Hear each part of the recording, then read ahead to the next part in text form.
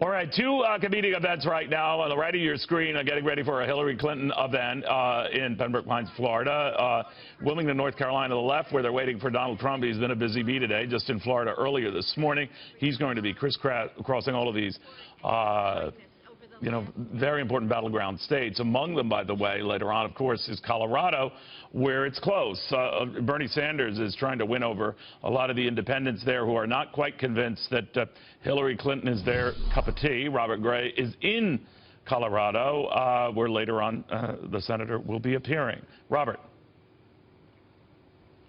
Hey, Neil, thanks so much. Clearly a big independent streak here in the Centennial State. Independents, after all, make up the biggest block of voters here, more than Democrats and Republicans.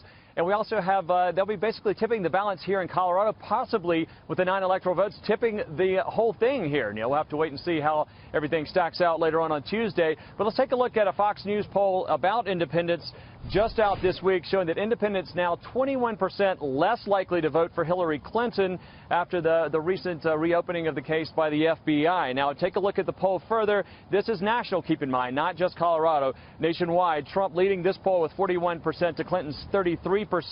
By the way, Donald Trump is also scheduled to be here in Colorado, actually in Denver, at a rally tonight as a part of his flybys today, and making pit stops in a number of states.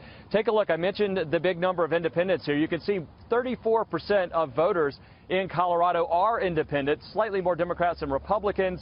But again, those independents are going to be the ones who basically decide this thing. If you look at some of the recent polls here, Magellan Strategies based in Colorado showing Clinton with a 6-point lead. The University of Denver showing a dead heat. So you can see it's going to be a close race here. The independents, by the way, Neil, not voting yet. For the first time, Coloradans were mailed ballots home. They could mail them in or bring them in on Election Day to cast their ballots. And Democrats and Republicans have been voting. More than half of each of those have voted, but only 37% of the unaffiliated have voted. So Bernie Sanders here in town, as you mentioned, here in Colorado Springs, where I'm standing, at Colorado College just up the street, where he'll be trying to sway some of those independents to cast their votes for Hillary. And of course, he'll also be stopping for the first state-run health care that's on the ballot here. It's called Colorado Care. But this, of course, Neil, after the WikiLeaks dump, where we have advisors for both Hillary and a former Bill Clinton advisor talking about how to bury Bernie Sanders. So we'll be interesting to see how that plays out, and we'll be there later. Back to you.